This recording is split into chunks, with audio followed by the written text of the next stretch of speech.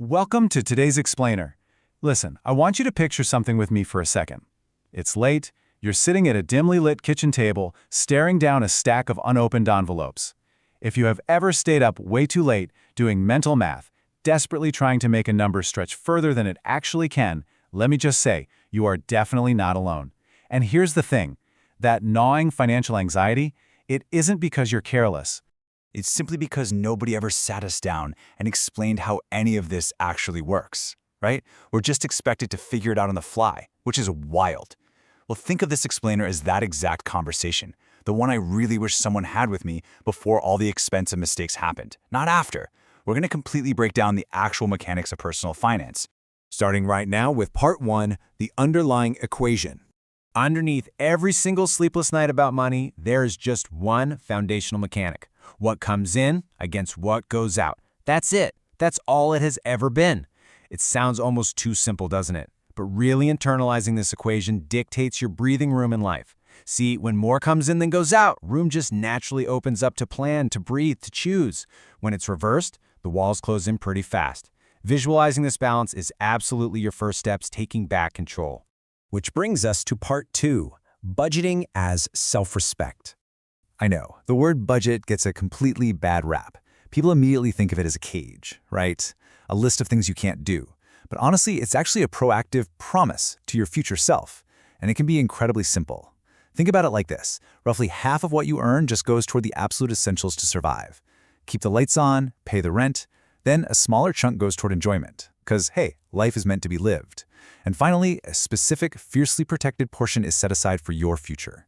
The exact numbers will constantly shift, but the intention is what really matters here.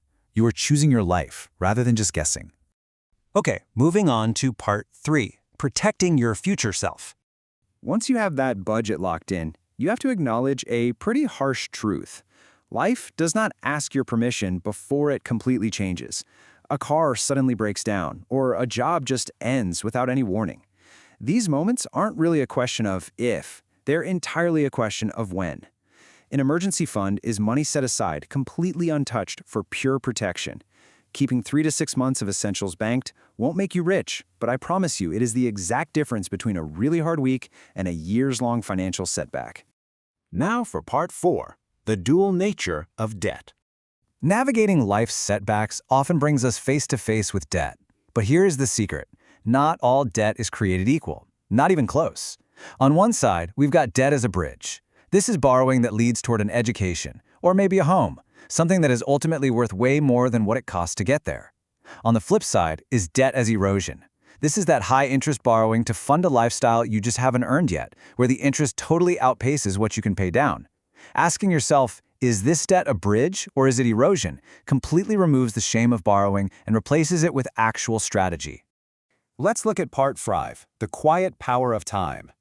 You guys, this is literally the closest thing finance actually has to magic, the quiet background power of compounding. In your 20s, the seed is planted.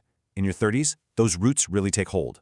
By your 40s, you're seeing steady growth, and by your 50s, you reap the compounded results. When money is invested, it grows on top of what it already grew. It's wild. If you wait a decade later to begin, that exact same financial effort yields so much less. Time is the one place in life where starting small and early will always outperform starting big and late. This leads to Part 6, the number that follows you quietly. While time is out there doing its work, there is another metric quietly following you through the decades. It's a metric of trust that most people totally ignore until they desperately need it. Yep, your credit score. Somewhere between 300 and 850. Now, let me be clear, this number does not define your worth as a human being. But it absolutely defines the cost of trust in the eyes of a lender. Protecting this score can literally mean paying thousands more or thousands less for the exact same house or car. It is quite literally about protecting your options in the future. Next up, Part 7, growing what you've been given. There is a massive difference between saving to protect and investing to grow. Saving is defensive. Investing? That's offensive. It places a small piece of trust in something larger than yourself. But remember this rule. Don't ask one single thing to carry your whole future. Real financial wisdom isn't about finding that one magical, perfect stock. It's about spreading out your trust across different places. Kind of like tending to a really diverse garden over many years. You might not see it fully flourish immediately, but you deliberately choose to tend to it anyway. And you have to tend it because of Part 8, the silent thief. If you don't tend that garden, there is a silent thief just waiting in the wings, and its name is inflation. I really want the weight of this to land for a second. Money that stands still quietly falls behind. Because of inflation, the exact same amount of cash slowly buys just a little bit less every single year. Money left sitting perfectly still under a mattress doesn't stay the same, it actively loses ground. And this right here is exactly why simply saving your money was only ever meant to be step 1. Well, we have definitely covered a lot of ground in this explainer today, but I want to bring our whole narrative full circle. Back to that dim kitchen table we started at.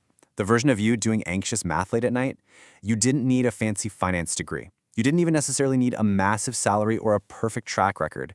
You just needed to understand the underlying equation. You needed to protect your peace, let time do what time does best, and just choose deliberately. You don't need more money to start. You literally just need to start.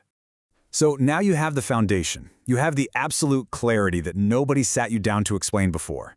So I'm going to leave you with this final provocative thought. Now that you know all of this, who are you going to pass it on to?